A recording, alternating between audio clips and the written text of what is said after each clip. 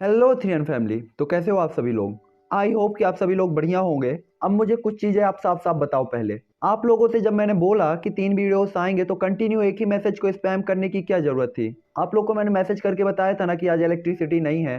वो मेरे हाथ में तो नहीं है। जब इलेक्ट्रिसिटी आएगी तभी मैं वीडियो बना पाऊंगा और तभी मैं वीडियो अपलोड कर पाऊंगा। मैं इन्वर्टर से कहीं से भी लैपटॉप को चार्ज करके लाया, मैंने एक वीडियो को अपलोड किया, लेकिन अब मैं किसी के घर में बैठ तो नहीं सकता ना कंटिन्यू। एटलीस्ट थोड़ी सी अंडरस्टैंडिंग तो आपको दिखानी चाहिए कि नहीं दिखानी चाहिए। और क्या इतना भी ट्रस्ट नहीं है। अगर मैंने बोला है कि 3 वीडियोस आएंगे तो आएंगे। अगर रात के मुझे 12 बजे तक एक्सप्लेन करके भेजना पड़े तो भी आएंगे। डिमोटिवेट करते हो यार तुम लोग। आप लोग को लगता है कि हर एक चीज इजी है, बट ऐसा नहीं है गाइस। हर एक चीज मेरे हाथ में नहीं है। चलो ज्यादा टाइम वेस्ट नहीं करूंगा मैं, क्योंकि आप लोग को तो मेरी बकवास सुनने के बजाय नोवेल सुनने में ज्यादा इंटरेस्ट है, तो हम लोग नोवेल ही सुनते हैं। और आज के बाद से मैं बीच में कुछ भी नहीं बोलूंगा, ना आगे बोलूंगा ना कुछ पीछे बोलूंगा। एटलीस्ट रोबोट की तरह मैं सिर्फ नोवेल एक्सप्लेन करूंगा, क्योंकि फैमिली फैमिली सिर्फ एक तरफ से फैमिली नहीं होती। मैं कंटिन्यू एफर्ट करता जा रहा हूँ, आप लोग सिर्फ एक ही चीज स्पैम करते हैं और डिमोटिवेट करते हैं। तो जैसा कि हम लोगों ने पिछले एपिसोड में देखा था कि जोयान घोस्ट टेम्पल के बंदों के साथ फाइट कर रहा था। वो घोस्ट टेम्पल का बंदा कौन था ये हमें नहीं पता था, लेकिन उसकी पावर डाउडी लेवल पर पहुंच चुकी थी और वो पैलेस मास्टर था। उसने बताया था कि वो फर्स्ट पैलेस मास्टर है। साथ ही साथ जोयान उससे फाइट करते हुए उसके एक अटैक को डॉच भी कर लेता है और एक अटैक को उसके डिस्ट्रॉय भी कर देता है अपने 7 लेयर स्काई ब्रेकिंग रूलर की हेल्प से। जिसके बाद जोयान खांसते हुए कहता है कि क्या 2 स्टार डाउडी लेवल के वॉरियर की पावर सिर्फ इतनी ही है। तो ये एपिसोड जस्ट वहीं से स्टार्ट होता है, जहां पे वो बंदा जब ये सुनता है तो काफी ज्यादा नाराजगी से जोयान की तरफ देखता है और इसके बाद अपने हाथ में एक पावरफुल पंच को क्रिएट करने लगता है और साथ ही साथ उसमें उसकी ब्लैक कलर की डुई क्यू और एनर्जी अब्सॉर्ब होने लगती है और एक गोल्ड कलर की बॉल में क्रिएट हो जाती है, जो कि काफी ज्यादा फ्लैक्चुएट हो रही थी। जिसके बाद वो जोयान की तरफ उसे चार्ज करते हुए कहता है अंडरवर्ल्ड डैम एंड पाम। ये अंडरवर्ल्ड डैम एंड पाम जो होता है एक हाई लेवल का मैन रैंक डू स्किल होता है। जिसके बाद फर्स्ट पैलेस मास्टर जोयान की तरफ देखते हुए कहता है जोयान ये वही डू स्किल है जिसने मुझे काफी ज्यादा पॉपुलर किया है।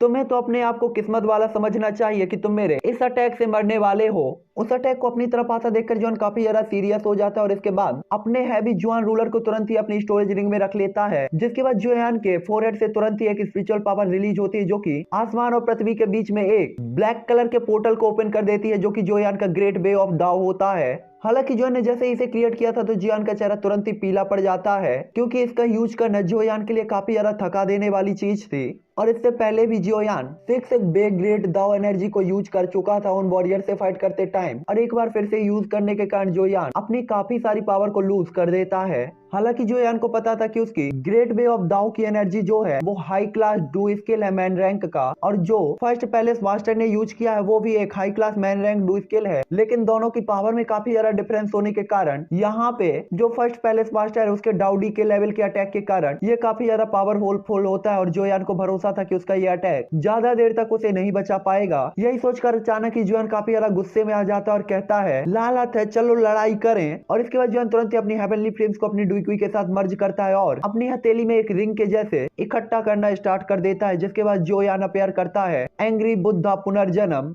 जिसके बाद जोयान तुरंत ही उसके उस अटैक जो कि अंडरवर्ल्ड डेमन पाम था की तरफ जोयान अपने इस अटैक को चार्ज कर देता है। जिसके बाद जोयान के इस अटैक से तुरंत ही एक ब्लैक कलर का पिलर निकलता है, जो कि उस पंजे से जाकर टकरा जाता है। दोनों अटैकों के टकराने के कारण एनर्जी का फ्लक्चुएशन इतना ज्यादा हुआ था कि आसपास का जो स्पेस था वो भी क्रैक होना स्टार्ट हो गया था, और साथ ही साथ एनर्जी के फ्लक्चुएशन ने आसपास के हर एक चीज को काफी बुरी तरीके से हिलाकर रख दिया था। उसे स्ट्रॉम के थमने के बाद हमें दोनों के फेस इंप्रेशन दिखाए जाते हैं, जो कि अलग अलग थे। यहाँ hall master evil smile pass कर रहा था, तो जबकि दूसरी ओर जोयान काफी ज्यादा सैड था। जोयान देख सकता था कि उसका जो अटैक है धीरे धीरे वीक होता जा रहा है उस अंडरवर्ल्ड डेमन पॉम के सामने।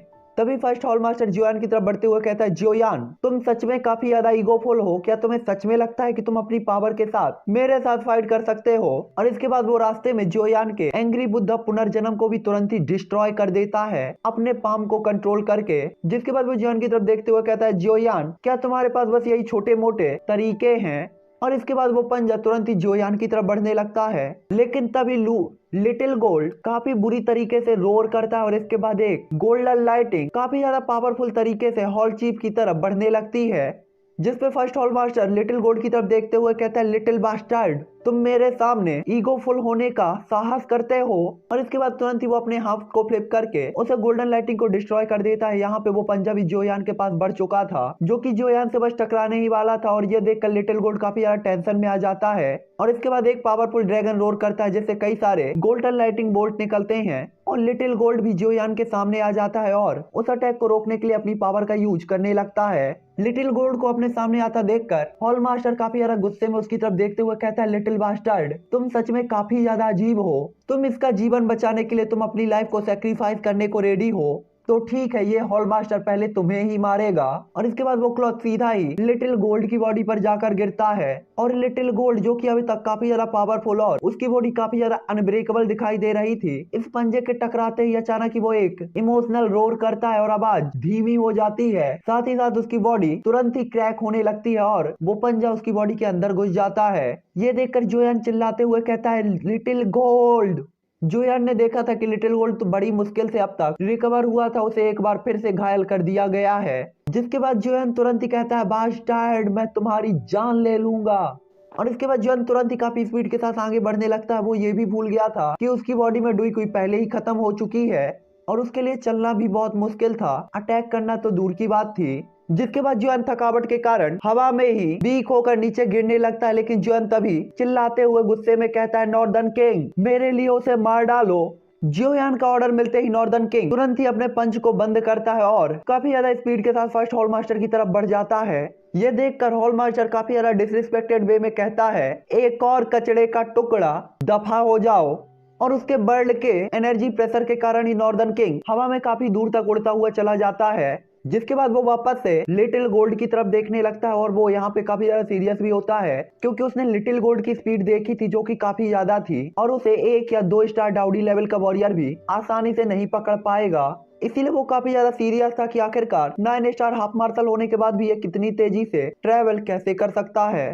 और इस टाइम पे उसे लिटिल गोल्ड की उसी तरीके की स्पीड को चाहिए था। साथ ही साथ वो अगर यहाँ पे जोयान को मार देता है तो घोस्ट टेम्पल के अंदर उसका जो दर्जा है और पोजीशन है वो काफी ज्यादा बढ़ जाएगी, जिसके कारण उसके हाथ में दोनों तरफ से ही प्रॉफिट होने वाले थे। और यही सोचकर वो काफी ज्यादा क्रुएल्टी से स्माइल करता है और इसके बाद एक डुई कुई पिलर को क्रिएट कर तुरंत ही लिटिल गोल्ड की बॉडी की तरफ शूट कर देता है। वो डुई कुई पिलर जैसे ही लिटिल गोल्ड से टकराता है तो अचानक ही लिटिल गोल्ड की बॉडी फट जाती है और उससे ब्लड निकलने लगता है। पूरी बॉडी नहीं फटी है। उस पिलर के टकराते ही लिटिल गोल्ड काफी ज्यादा बुरी तरीके से चीखता है और उसकी चीख से कोई भी सुन सकता था कि उसे कितना ज्यादा दर्द हो रहा होगा।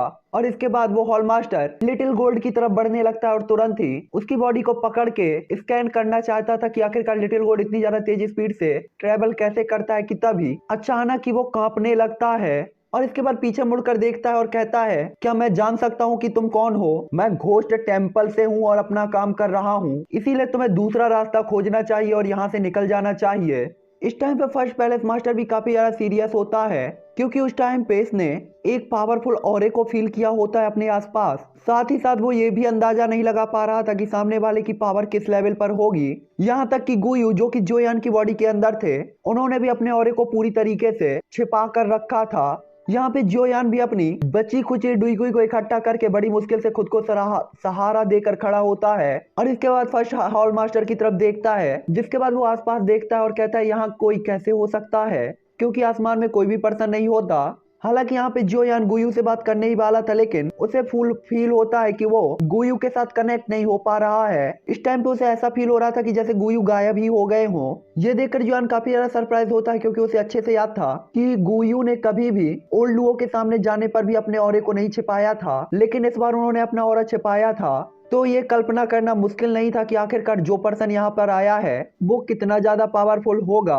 इस टाइम पे फर्स्ट हॉल मास्टर पसीना पसीना हो चुका होता है, तभी अचानक एक वॉइस आती है, घोस्ट टेम्पल, क्या तुम सब लोग सच में इतना ज्यादा ईगोफुल हो? हालांकि ये वॉइस बिना इमोशन के थी और काफी ज्यादा सॉफ्ट थी, लेकिन फर्स्ट पैलेस मास्टर के भाव को हरे करने के लिए ये वॉइस काफी ज्यादा थी, क्योंकि वहां पे तुरंत ही आसपास का जो टेम्परेचर होता है काफी ज्यादा डाउन हो जाता है। ये देखकर जॉन भी काफी ज्यादा चौंक जाता है कि आखिर वो पर्सन कौन होगा कि जिसके आते ही और सिर्फ बोलते ही टेम्परेचर इतना ज्यादा डाउन हो गया। तभी first Elder first palace master थोड़ी सी हिम्मत बांध के कहता है, ये घोस्ट पैलेस का मामला है, अगर आप इससे रिलेटेड नहीं है तो हमें परेशान ना करें, कृपया ये जगह छोड़ दे, वरना इस टाइम पे वो घोस्ट पैलेस का नाम मेंशन करके सामने वाले को धमकाना चाहता था, क्योंकि उसे लग रहा था कि घोस्ट पैलेस इस कॉन्टिनेंट के अंदर काफी ज्यादा पावरफुल है और जो कोई भी उसके बारे में जानता है वो उनसे पंगा नहीं लेंगे। तभी अचानक वॉइस आती है, नहीं तो क्या। इस बार के वर्ड में थोड़ी सी नाराजगी को भी फील किया जा सकता था। ये सुनकर फर्स्ट पैलेस मास्टर काफी ज्यादा उदास होता है और कहता है आप, और इसके बाद वो चिल्लाने ही वाला था लेकिन खुद को कंट्रोल करता है और फिर काफी यार सॉफ्ट तरीके से कहता है, ऐसा लगता है कि आप मेरे घोस्ट टेम्पल से दुश्मनी लेना चाहते हैं। तभी वही वर्स फिर से आती है, आप बार बार घोस्ट पैलेस क्यों कह रहे हैं? क्या आपको लगता है कि यह पूरा कॉन्टिनेंट आपके घोस्ट पैलेस के बाप का है? आई मीन आपका है।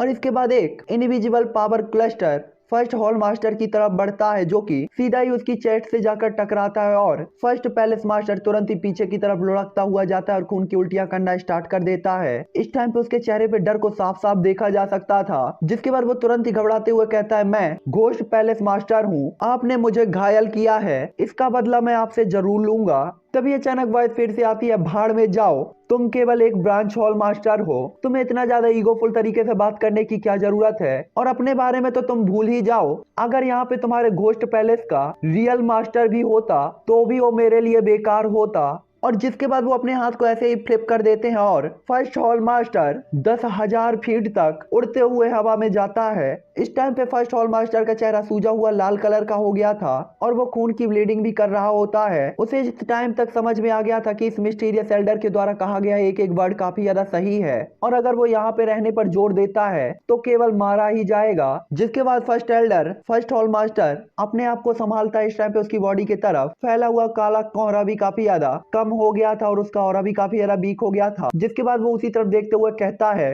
अच्छा, आपकी ताकत बहुत ज्यादा है, लेकिन मुझे आज की बात हमेशा याद रहेगी, आज नहीं तो कल मैं इसका हिसाब आपको चुका ही दूंगा। तभी अचानक एक वॉइस आती है, तुम सच में बहुत बकवास करते हो, अब तुम्हें यहाँ से दफा हो जाना चाहिए। ये सुनकर फर्स्ट हॉल मास्टर को काफी ज्यादा गुस्सा आता है। आखिरकार उस पर्सन ने अब तक खुद को अपेयर नहीं किया था, लेकिन इतनी बुरी तरीके से घायल कर दिया था। अगर वो खुद यहाँ पे अपेयर हो जाता तो ये तो सोचने की ही बात नहीं थी कि कितनी बुरी तरीके से वो पीट सकता था इन्हें। जिसके बाद वो घूमता है और लिटिल गोल्ड की तरफ देखता है। इस टाइम पे उसकी आंखों में लालच साफ साफ देखी जा सकती थी, लेकिन वो कुछ भी नहीं कर सकता था। हालांकि तभी फर्स्ट हॉल मास्टर को फील होता है कि जैसे ही उसने लिटिल गोल्ड की तरफ देखा तो कोई पर्सन उसे घूर रहा है, जिससे उसे समझ में आ जाता है कि ये पर्सन लिटिल गोल्ड को ही बचाने आया है और अगर उसने उसे टच करने की भी हिम्मत की तो वो आज यहाँ पे अपनी जान को खो देगा। जिसके बाद वो तुरंत ही जोयान की तरफ देखता है। हालांकि वो जोयान को ज्यादा सीरियस नहीं लेता, क्योंकि उसे लग रहा होता कि John 5 star half martial emperor level का वॉरियर है और ऐसी पावर उसके लिए ध्यान देने लायक नहीं है। लेकिन लिटिल गोल्ड को लेकर उसे लग रहा था कि उसकी बॉडी के अंदर कुछ ना कुछ मिस्टीरियस होना ही चाहिए,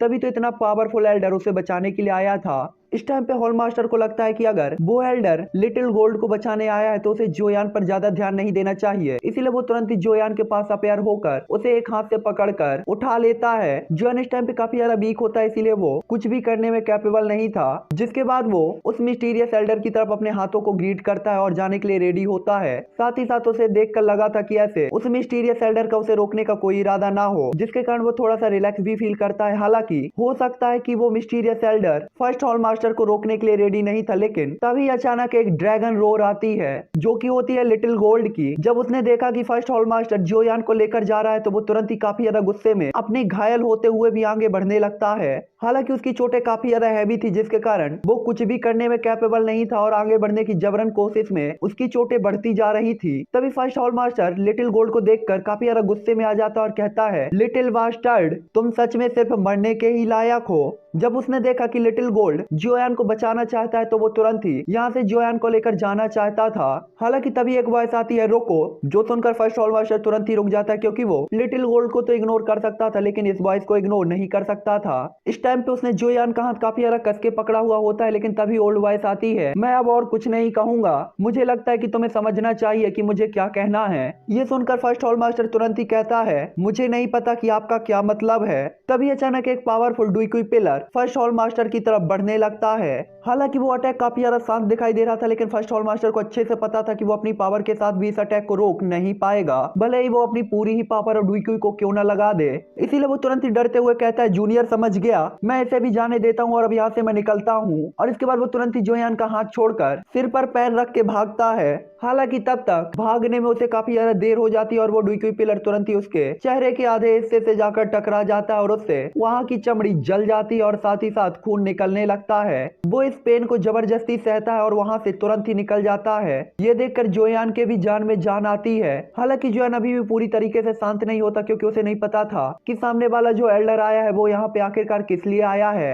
इस टाइम पे जोयान लिटिल गोल्ड की तरफ देखता है, जो कि वापस से एक छोटे से स्नेक में चेंज होकर जोयान के सामने कुंडली मारकर बैठ गया था। इस टाइम पे जोयान कुछ भी नहीं कर सकता था, लेकिन वो काफी ज्यादा इमोशनल हो जाता है लिटिल गोल्ड को देखकर। साथ ही साथ उसे अपने दिल में काफी ज्यादा गुस्सा भी आ रहा था और वो एक एक करके सबको ब्लैक लिस्टेड भी करता जा रहा था। इस टाइम पे जोयान को अच्छी तरीके से पता था कि लिटिल गोल्ड को काफी हैवीली इंजरीज आई हैं और इस जर्नी के दौरान लिटिल गोल्ड को बार बार उसके कारण काफी सारी चोटों को झेलना पड़ा था और लगभग वो मरते मरते बचा था। जोयान को अच्छे से पता था कि लिटिल गोल्ड उसके लिए अपनी जान भी दे सकता है, लेकिन जोयान सिर्फ कमजोर होने के कारण उसकी कोई भी मदद नहीं कर सकता। और यही सोचकर जोयान को खुद से नफरत होने लगती है कि वो अपने लोगों को बचा भी नहीं सकता और साथ ही साथ उसे काफी ज्यादा गुस्सा भी आ रहा होता है। जोयान ने पास्ट में सोचा था कि इस लेवल तक पहुंचने के बाद वो उन सभी लोगों की रक्षा करने में कैपेबल होगा जिसकी वो रक्षा करना चाहता है, लेकिन उसे कभी भी उम्मीद नहीं थी कि इस रास्ते में उसके साथ चलने वाले लोगों को इतनी ज्यादा प्रॉब्लम आएगी और वो लिटिल गोल्ड तक को नहीं बचा पाएगा। यही सोचकर जोयान काफी ज्यादा पावरलेस और अपने आप को वीक समझ रहा होता है और यही सोचकर जोयान तुरंत ही अपने हाथ को कसकर बांधता है, जिसके बाद जियान मिंग और एक एक करके उन सभी लोगों के चेहरे जोयान के सामने आने लगते हैं जिसने जिसने उसके लिटिल गोल्ड और फ्रेंड्स को परेशान किया था। और लास्ट में पैलेस मास्टर को भी जोयान अपनी हेड लिस्ट में शामिल कर देता है, जिसे जोयान को फ्यूचर में मारना था। हालांकि यहाँ पे जोयान गुस्से में था, लेकिन तभी एक व्हाइट कलर के हेयर वाला और काफी ज्यादा शांत दिखने वाला ओल्ड मैन जिसने गोल्डन कलर के कपड़े पहने हुए थे जोयान के सामने अपेयर होता है। ये देखकर जोयान तुरंत ही अपने आप को कंट्रोल करता है और बची खुची डुईक्यू को इकट्ठा करके काफी ज्यादा रिस्पेक्टेड वे में उन्हें ग्रीट करते हुए कहता है, जूनियर जोयान एल्डर को मुझे बचाने के लिए धन्यवाद देता है। जोयान की बात को सुनकर वो एल्डर धीमे से स्माइल करते हैं और इसके बाद वो जोयान के कंधे पर लिटिल गोल्ड को देखने लगते हैं और इसके बाद कहते हैं, अगर आपको धन्यवाद देना है तो मुझे नहीं बल्कि इस छोटे साथी का करना चाहिए। अगर उसने आपको बचाने के लिए अपनी जान को जोखिम में नहीं डाला होता तो ओल्ड मैं कभी भी इस फाइट में इंटरफेयर नहीं करता।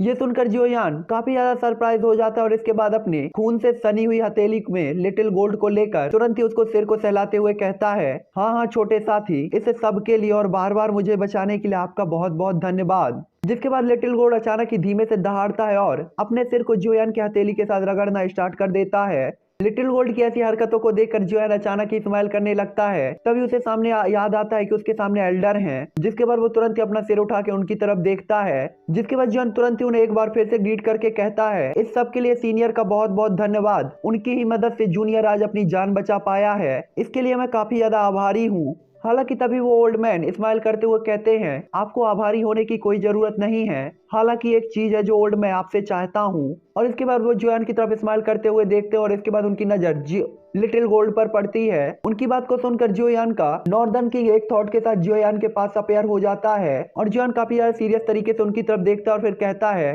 क्या मैं जान सकता हूँ सीनियर किस बारे में बात कर रहे हैं? जिसमें वो एल्डर कहते हैं, ये सीनियर तुम्हारे कंधे पर बैठे हुए उस छोटे साथी के बारे में बात कर रहा है। जिसके बाद वो लिटिल गोल्ड की तरफ इशारा करते हैं। तभी जोयान कहता है, एल्डर मुझे आपकी बात बिल्कुल भी समझ में नहीं आई कि आप क्या चाहते हैं। जोयान को इस टाइम पे काफी बड़ा झटका लगा था और वो काफी ज्यादा गुस्से में भी था कि सामने वाला वो एल्डर वास्तव में उससे लिटिल गोल्ड को मांगना चाहता है और जोयान के लिए लिटिल गोल्ड उसके भाई जैसा ही था और वो किसी को भी उससे अलग होने के लिए या उससे दूर ले जाने के लिए नहीं दे सकता था। यहाँ तक कि अगर सामने वाला पर्सन ओरिजिन ट्रांसफॉर्मेशन लेवल का वॉरियर ही क्यों ना हो। जिसके बाद जोयान का नॉर्दर्न किंग तुरंत ही जोयान और लिटिल गोल्ड के सामने आ जाता है और तुरंत ही जोयान एक एम्परर लेवल की पिल को खाकर अपनी डुईक्यू को रिकवर करना स्टार्ट कर देता है। जिसके बाद जोयान की थोड़ी सी डुईक्यू ठीक होती है और जोयान की बॉडी में हल्की हल्की फ्लेम अपेयर होना स्टार्ट हो जाती है। ये देखकर वो ओल्ड मैन अचानक ही काफी ज्यादा हैरान होते हुए जोयान की तरफ देखते हैं और इसके बाद कहते हैं, ये लड़के तुम सच में काफी ज्यादा बोल्ड हो। इस पूरे कॉन्टिनेंट के अंदर तुम पहले ऐसे पर्सन हो जो कि इतनी कम पावर के साथ भी इस ओल्ड मैन के सामने अपनी डुईक्यू को अपेयर करने में कैपेबल हो। और इसके बाद वो काफी ज्यादा सॉफ्ट वे में स्माइल करते हैं हालांकि जुआन उनकी बात पे बिल्कुल भी ध्यान नहीं देता और तुरंत ही अपनी स्टोरेज रिंग से अपने हैवी जुआन रूलर को निकाल लेता है और उसे एक हाथ में पकड़ लेता है। इस टाइम पे जुआन का हैवी जुआन रूलर, जिसकी जोयान की आदत थी, जैसे ही अपने हाथ में अपेयर करता है तो जुआन का पूरा चेहरा ही पीला पड़ जाता है। तभी वो ओल्ड मैन जैसे ही जुआन के हाथ में उस हैवी जुआन रूलर को देखता है तो कहता है ये है, और इसके बाद वो अचानक ही काफी ज्यादा सीरियस हो जाता है। और इसके बाद वो जुआन के हैवी जुआन रूलर को देखता है और फिर जोयान को देखता है। इस टाइम पे वो काफी ज्यादा हैरान था, जिसके बाद काफी देर तक शांत रहने वाला ये काफी ज्यादा स्ट्रेसफुल माहौल उस ओल्ड मैन की स्माइल के साथ टूट जाता है। ठीक है छोटे साथी, तुम्हें थोड़ा आराम करना चाहिए क्योंकि तुमने पहले ही बहुत सारी मेहनत कर ली है। बिना पूरी बात को जाने तुम्हें ओल्ड मुझसे फाइट नहीं करनी चाहिए। तुम मेरी बात क्यों नहीं सुनते? मुझे पूरा विश्वास है कि एक बार आप मेरी बात सुनने के बाद मेरी बात से एग्री जरूर होंगे। उनकी बात को सुनकर जोयान को अपने दिल में कहीं ना कहीं लगता है कि इन ओल्ड मैन का कोई भी गलत इरादा नहीं है, ना ही उसके लिए और ना ही लिटिल गोल्ड के लिए। इसीलिए जोयान को पता था कि यहाँ पे फाइट करना बेकार होगा।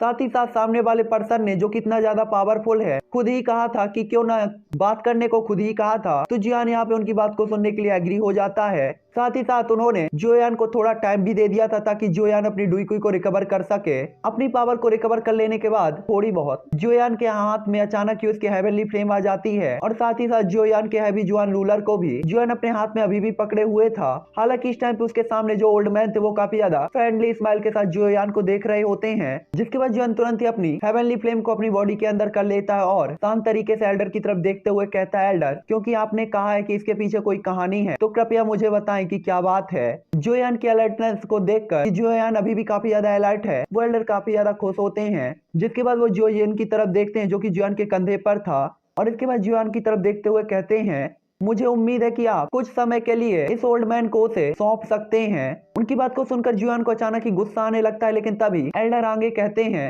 ये छोटा साथी काफी हैविली इंजर्ड हो गया है और अगर ये कंटिन्यू रहा तो ये उसके लिए अच्छा नहीं होगा। एल्डर की बात को सुनकर जॉन को तुरंत ही होश आता है। इसके बाद वो लिटिल गोल्ड की तरफ देखता है। मेडिसिनल पिल के बाद भी लिटिल गोल्ड की चोटें रिकवर नहीं हो रही थी, लेकिन जोयान की अभी भी हिम्मत नहीं होती कि वो लिटिल गोल्ड को सामने वाले एल्डर की तरफ बढ़ा दे, जिन्होंने अपना हाथ जोयान की तरफ बढ़ाया हुआ था। ये देखकर वो एल्डर समझ जाते हैं कि जोयान का मन बिल्कुल भी उसे ये सौंपने का नहीं है, जो देखकर वो थोड़ा उदास होते हैं और इसके बाद काफी यार टेंशन से लिटिल गोल्ड की तरफ देखने लगते हैं। जिसके बाद वो थोड़ी देर तक झिझकने के बाद वापस जोयान की तरफ देखते हैं और कहते हैं, ठीक है, क्योंकि आपको इस ओल्ड मैन पर भरोसा नहीं है तो मुझे कोई भी प्रॉब्लम नहीं है। ये बस इतना ही है कि इस छोटे साथी की चोटें काफी ज्यादा हैविली हैं और अगर इसे अभी के अभी सही नहीं किया गया तो ये इसके फाउंडेशन पे काफी बुरा असर डालेंगी।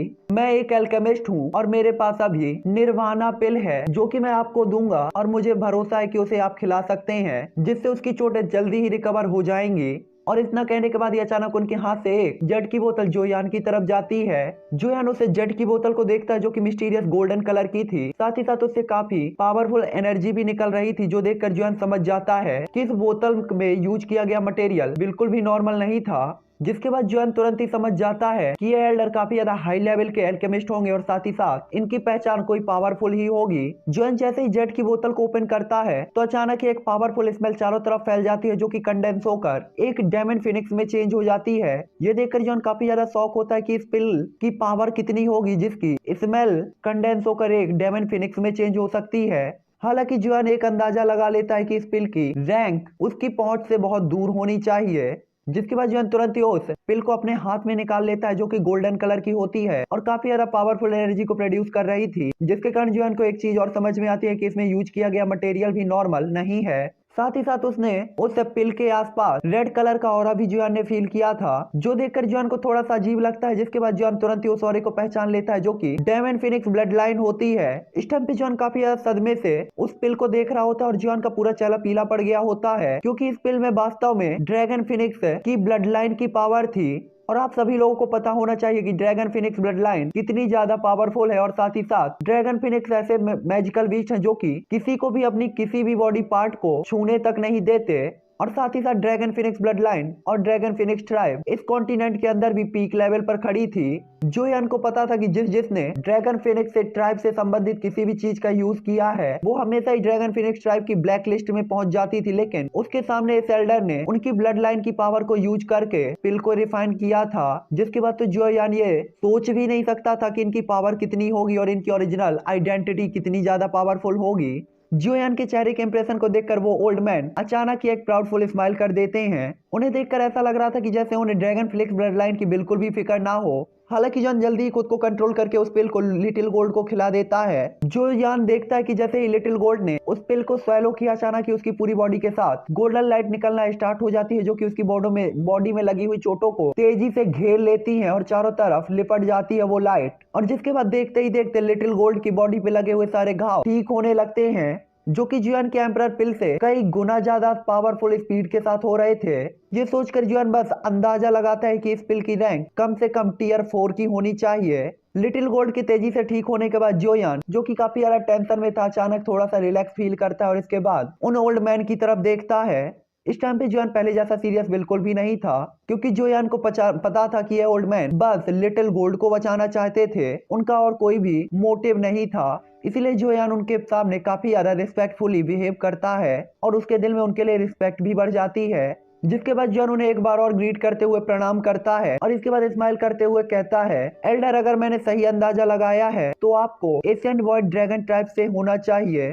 जोयान की बात को सुनकर गोल्डन कपड़े पहने हुए वो एल्डर अचानक ही काफी ज्यादा चौंक जाते हैं। जिसके बाद वो अचानक ही हंसते हुए जोयान को देखने लगते हैं, जो देखकर जोयान तुरंत ही समझ जाता है कि इस बार उसने गलत तुक्का लगाया है। साथ ही साथ जोयान अपने दिल में भी फील करता है कि उसकी बॉडी के अंदर भी ड्रैगन फिलिक्स ब्लड लाइन है और अगर सामने वाला person Asian world dragon tribe से कोई होता तो जोयान तुरंत ही उन्हें पहचान लेता और फील कर लेता। सॉरी, तुक्का सही लगाया था, क्योंकि जोयान ने यहाँ पे अपनी ब्लड लाइन की पावर से ये फील कर लिया था कि ये सामने वाले जो पर्सन अपियर हुए हैं ये ड्रैगन ट्राइब से ही कोई होने चाहिए। जब जोयान ये पता लगा लेता है कि सामने वाला पर्सन ड्रैगन ट्राइब से है तो काफी ज्यादा खुश होता है। साथ ही साथ सामने वाले एल्डर ने भी जोयान की बॉडी के अंदर ड्रैगन फिनिक्स ब्लड लाइन को सेंस कर लिया था। इसीलिए जोयान जब उन्हें देखता है तो ऐसा फील करता है कि जैसे वो किसी फैमिली मेंबर से मिला हो। आखिरकार जोयान के दिल में एशियन बर्ड ड्रैगन के लिए हमेशा ही एक अच्छी जगह थी और इस बारे में देखते ही जोयान को तुरंत ही जिया याद आने लगती है। जिसके बाद जोयान के चेहरे पर तुरंत ही एक स्माइल आ जाती है जैसे ही जोयान उसके बारे में सोचता है। हालांकि जोयान तुरंत ही खुद को कंट्रोल करता है और इसके बाद एल्डर की तरफ देखता है। इस बार जोयान के दिल में कोई भी डर नहीं था। हालांकि जोयान को पता था कि ये डुइकुई कॉन्टिनेंट नहीं है, ना ही वो सामने वाले पर्सन से कभी भी मिला है। भले ही उनके सामने का person Asian wide dragon type का ही क्यों ना हो, कौन जानता है कि उसने अभी तक जोयान को पहचाना कि नहीं, कि उसकी बॉडी के अंदर ड्रैगन फिनिक्स ब्लड लाइन है या नहीं। साथ ही साथ जोयान की बॉडी के अंदर ड्रैगन फिनिक्स ब्लड लाइन की सबसे ज्यादा पावरफुल ब्लड लाइन थी। साथ ही साथ जोयान की बॉडी के अंदर फिनिक्स ब्लड लाइन भी थी और अगर वो एक बार इसे सेंस कर लेता है तो हो सकता है कि वो जोयान का दुश्मन भी बन जाए। हालांकि ये ड्रैगन फिनिक्स ब्लड लाइन जोयान को जिया ने दी थी, इसलिए जोयान से खुद से अलग करने से रहा। और अगर सामने वाला पर्सन भी जोयान से इस ड्रैगन फिनिक्स ब्लड लाइन को जबरदस्ती छीनना चाहता है तो जोयान उसे भी ऐसा कभी भी नहीं करने देगा। इस टाइम पे जोयान के दिल में यही सारी चीजें चल रही थी कि तभी जोयान के सामने का वो ओल्ड मैन जोयान के दिल के सारे थॉटों को समझ लेता है और इसके बाद धीरे से स्माइल करते हुए कहता है, हाँ छोटे साथी, क्या तुम सच में इस ओल्ड मैन को इतना ज्यादा बुरा देखते हो? क्या तुम्हें सच में लगता है कि मैं हेवन डेवन फिनिक्स ट्राइब की तरह एक बुरी ट्राइब वाला पर्सन हूँ जो कि ब्लड लाइन को सेंस करके तुम्हें जबरदस्ती मारकर उसे छीन लूंगा? उनकी बात को सुनकर जोयान तुरंत ही शॉक हो जाता है और इसके बाद स्माइल करने से खुद को रोक नहीं पाता। जोयान को अच्छी तरीके से पता था कि उसकी ये ब्लड लाइन कितनी ज्यादा पावरफुल है और किसी के लिए भी ये ट्रेजर से कम नहीं थी, लेकिन सामने वाला पर्सन इसके लिए ज्यादा चिंता में नहीं था। हालांकि जोयान कुछ बोल पाता कि तभी वो एल्डर एक बार फिर से कहते हैं, मैं जानता हूं कि तुम्हारी बॉडी के अंदर ड्रैगन फिनिक्स ब्लड लाइन की पावर कहां से आई है छोटे साथी। उनकी बात को सुनकर जोयान पूरी तरीके से हैरान था और उसे बिल्कुल भी उम्मीद नहीं थी कि सामने वाला वो पर्सन जोयान को जानता होगा। तभी जोयान कहता है, ड्रैगन फिनिक्स ब्लड लाइन, इस जूनियर को नहीं पता कि एल्डर का क्या मतलब है। तभी वो स्माइल करते हुए कहते हैं, बच्चे तुम्हें परेशान होने की कोई जरूरत नहीं है, ना ही नाटक करने की जरूरत है। मैंने तुमसे पहले ही कहा है कि मैं ये तुमसे वापस नहीं लूंगा। मैं बस क्यूरियस हूँ कि आखिरकार ड्रैगन फिनिक्स ब्लड लाइन तुम्हारे पास कैसे आई, ये भला एक इंसान के पास कैसे हो सकती है। तुम्हें पता होना चाहिए कि ड्रैगन फिनिक्स ब्लड लाइन हमारे क्लैन के लिए कितनी ज्यादा इंपॉर्टेंट है और ये किसी और पर्सन के पास होना बिल्कुल भी नॉर्मल बात नहीं है। इस टाइम पे वो काफी ज्यादा सीरियस भी होते हैं और साथ ही साथ ये जानना चाहते थे कि आखिरकार ये ड्रैगन फिनिक्स ब्लड लाइन जोयान की बॉडी में कैसे आ गई और इसका ओरिजिन क्या था, क्योंकि ये आखिरकार उनके ड्रैगन क्लैन को एक बार फिर से पावरफुल बना सकता था। ओल्ड मैन की बात को सुनकर जोयान आखिरकार रिलैक्स करता है और अंत में उन ओल्ड मैन की तरफ देखते हुए कहता है, क्षमा करें, ड्रैगन फिनिक्स ब्लड लाइन मेरी बॉडी में मौजूद है। हालांकि जूनियर काफी ज्यादा भाग्यशाली था, इसे मैंने एक ऑक्शन हाउस में लिया था। उस टाइम पे इसे किसी ने नहीं पहचाना था, लेकिन मैंने इसे पहचान लिया। और इसे खरीद लिया था। जिसके बाद जोयान तुरंत ही शांत हो जाता है और काफी ज्यादा उदास भी दिखाई दे रहा होता है। तभी वो ओल्ड मैन भी जोयान की बात को सुनकर काफी ज्यादा उदास होता है कि वास्तव में इतनी पावरफुल ब्लड लाइन को जोयान ने एक ऑक्शन हाउस से खरीदा था। हालांकि जोयान के चेहरे को देखकर उसे ऐसा लग रहा था कि जैसे जोयान ने जो कुछ भी कहा हो वो सही हो। जिसके बाद वो जोयान की तरफ देखते हुए कहते हैं, अगर आपको नहीं पता कि आपकी बॉडी के अंदर ये ब्लड लाइन कैसे एक्टिवेट हुई है तो आप परेशान मत होइए। हालांकि मुझे उम्मीद है कि आप इस छोटे साथी को मेरे हवाले कर सकते हैं। और इसके बाद वो सब्जेक्ट को तुरंत ही चेंज कर देते हैं और इसके बाद लिटिल गोल्ड की तरफ देखते हैं, क्योंकि आखिरकार वो यहाँ पे लिटिल गोल्ड के लिए ही आया था। वो तो किस्मत से उसे पता चला था कि जोयान की बॉडी के अंदर भी ब्लड लाइन है और वो जोयान के साथ ज्यादा देर तक चिट चैट नहीं करना चाहता था। उनकी बात को सुनकर जोयान तुरंत ही उदास हो जाता है। इसके बाद लिटिल गोल्ड की तरफ देखता है और फिर कहता है, एल्डर, लिटिल गोल्ड तो केवल 9 मिस्टीरियस गोल्डन लाइटिंग है, ये आपके एशियन बॉय ड्रैगन से रिलेटेड नहीं लगती है ना? तो एल्डर इसे क्यों ले जाना चाहते हैं? ये सुनकर वो ओल्ड मैन जोयान की तरफ देखते हुए कहते हैं, तुम सही कह रहे हो, ये केवल एक 9 मिस्टीरियस गोल्डन लाइटिंग है जिसे सभी लाइटिंग में सबसे ज्यादा पावरफुल माना जाता है। हालांकि इसके बारे में 2 और भी बातें हैं जो दुनिया की किसी भी लाइटिंग के पास नहीं है। उनकी बात को सुनकर जोयान काफी यार क्यूरियस हो जाता है कि आखिरकार वो 2 बातें कौन सी हैं। तभी वो बताते हैं कि इस छोटे साथी के अंदर ड्रैगन फिनिक्स ब्लड लाइन है। हालांकि ये बहुत ज्यादा नहीं है, लेकिन मैं ये अंदाजा लगा सकता हूँ कि इसे ये आपकी बॉडी से ही मिला होगा। उनकी बात को सुनकर जोयान तुरंत ही समझ जाता है कि यहाँ पे जोयान कई बार फाइट में लड़ा है जिसमें जोयान का काफी सारा ब्लड भी बहा है। हो सकता है कि लिटिल गोल्ड ने उसी टाइम पे जोयान के ब्लड को कभी स्वेलो कर लिया हो। हालांकि तभी जोयान क्यूरियस होता है कि आखिरकार सेकंड बात क्या होगी। तभी वो स्माइल करते हुए कहते हैं, छोटे साथी, क्या तुम्हें पता है एशियन व्हाइट ड्रैगन ट्राइब में सबसे अच्छा क्या है? उनकी बात को सुनकर जोयान तुरंत ही चौंक जाता है और इसके बाद हैरान तरीके से कहता है, सीनियर, क्या आप कहना चाहते हैं कि लिटिल गोल्ड के पास व्हाइट ड्रैगन जैसी ही एबिलिटी है और वो वॉइड में ट्रेवल कर सकता है, मतलब स्पेस में? तो चलिए अब ये एपिसोड मैं यहीं पर एंड करता हूँ और आपको अपलोड करके दे देता हूँ और एक एपिसोड बहुत जल्दी आ जाएगा, तो आप लोगों को परेशान होने की जरूरत नहीं है। मैं मिलता हूँ आपसे नेक्स्ट एपिसोड पे। Bye bye 3 family.